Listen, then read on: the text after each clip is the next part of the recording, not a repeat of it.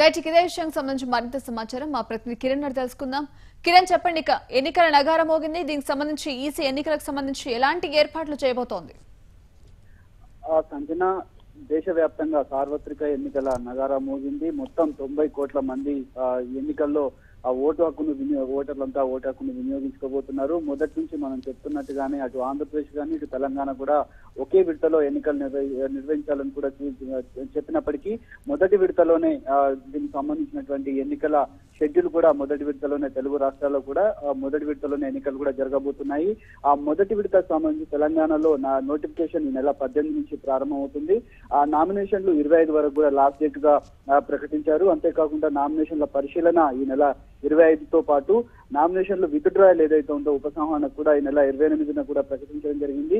ఎన్నికలకు సంబంధించినటువంటి ఎన్నికలు ఏదైతే వచ్చే నెల ఏప్రిల్ 11న ఎన్నికలు కూడా జరగబోతున్నాయి. పూర్తి స్థాయిలో ఫలితాలు అయితే 23న అన్ని రాష్ట్రాలతో పాటు అన్ని రాష్ట్రాలకు సంబంధించినటువంటి ఎన్నికల ఫలితాలు కూడా మే 23న ఫలితాలు ఉండబోతున్నాయి. మనకు అంటే తెలంగాణకు సంబంధించి ఏప్రిల్ 11న ఎన్నికలు కూడా జరగబోతున్నాయి. అటు ఎన్నికల సంఘం కూడా ఇప్పటికే రాష్ట్ర ఎన్నికల కమిషన్ కూడా ఇప్పటికి ఏర్పాట్లను కూడా పూర్తి చేయడం జరిగింది. ఎందుకంటే గతంలో డిసెంబర్ నెలలో జరిగినటువంటి ఎన్నికలకు సంబంధించినటువంటి ఆ ఈవీఎంలు కానీ వీవీప్యాట్లు కానీ ఇప్పటికే అందుబాటులో ఉన్నాయి. అవన్నీ కూడా స్ట్రాంగ్ రూమ్ లో చాలా భద్రంగా ఉంచడం జరిగింది. భద్రతా పరంగా ఉన్నటువంటి పోలీసు భద్రతా పరంగా ఉన్నటువంటి స్ట్రాంగ్ రూముల్లో వాటి అన్నింటినీ కూడా భద్రపరిచారు.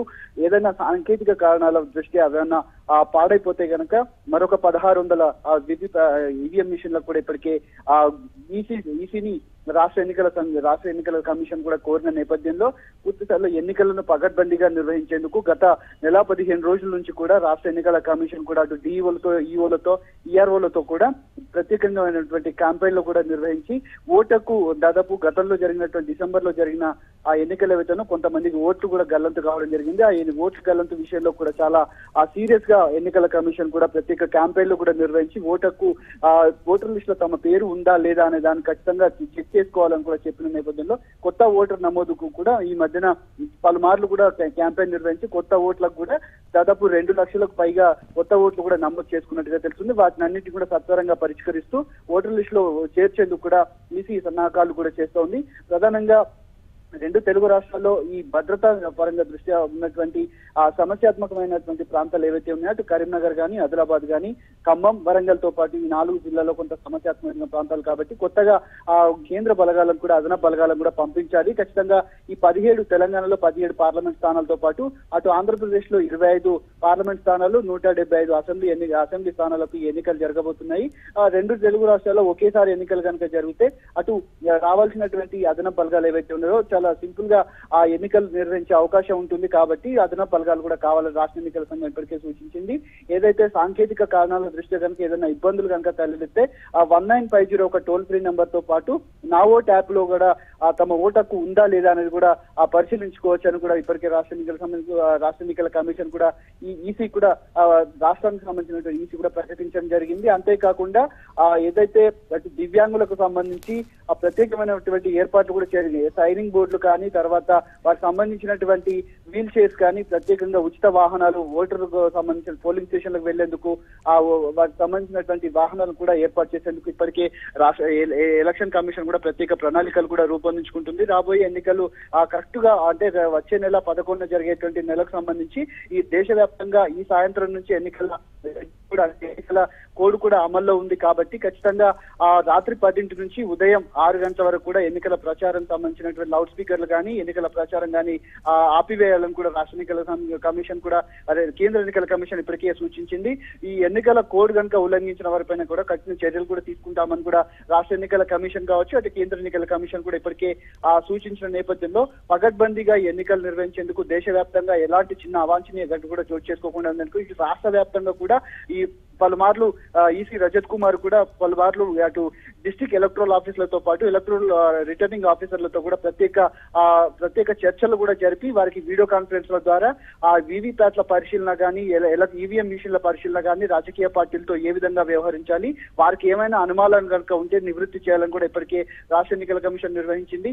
పూర్తి స్థాయిలో ఓటర్ లిస్టులకు సంబంధించి కొత్త ఓట్లు ఎవరైతే ఉన్నారో డిలీట్ అయిన ఓట్లు కానీ కొత్తగా చేర్చుకున్న ఓట్లు ఎవరైతే ఉన్నారో ఖచ్చితంగా వారికి సంబంధించినటువంటి ఓటు ఉందా లేదా అనేది వారికి చెక్ చేసుకునే విధంగా బిఎల్ఓలకు కూడా ప్రత్యేకంగా ఆ బృందాలను కూడా పరిశీలనకు దింపింది. అంతేకాకుండా రాష్ట్ర ఎన్నికల కమిషన్ కూడా ఈ నెల ఖచ్చితంగా 18 నుంచి నోటిఫికేషన్ విడుదల కాబోతున్న నేపథ్యంలో వచ్చే నెల 11వ తేదీ వరకు ఎన్నికలు జరగబోతుంటాయి. మరి కాసేపట్లోనే ఈసీ రజత్ కుమార్ కూడా ప్రెస్ మీట్ నిర్వహించి ఎన్నికల కోడ్ ఏ విధంగా ఉంటుంది, రాజకీయ పార్టీలకు సంబంధించినటువంటి వ్యూహాలు ఏ విధంగా ఉండబోతున్నాయి, అంటే ఎన్నికలకు సంబంధించినటువంటి షెడ్యూల్ సంబంధించి ఈవీఎంల మిషన్ల పరిశీలన కానీ వీవీప్యాట్ల పరిశీలన వాటన్నిటిపైన కూడా మరి కాసేపట్లో తను మీడియా సమావేశంలో కూడా నిర్వహించనున్నారు. ఈ తెలంగాణలో కూడా ఇప్పటికే ఎన్నికల కోడ్ అమల్లో ఉన్నది, ఎమ్మెల్సీ ఎన్నికల కోడ్ అమల్లో ఉన్నందున ఇప్పుడు రాష్ట్ర వ్యాప్తంగా కూడా పూర్తిస్థాయిలో 17 పార్లమెంట్ నియోజకవర్గాలు కానీ 33 జిల్లాలు కూడా ఈ ఎన్నికల కోడ్ కూడా అమల్లో ఉన్న నేపథ్యంలో మరి కాసేపట్లో మీడియా సమావేశంలో కూడా తాను వివరాలన్నీ కూడా వెల్లడించనున్నారు. సంజన, కిరణ్ చెప్పండి, ఎన్నికలు షెడ్యూల్ విడుదలైంది. సో దీనికి సంబంధించి రాజకీయ పార్టీలు ఎలాంటి వ్యూహంతో ముందుకెళ్లే అవకాశాలు కనిపిస్తున్నాయి?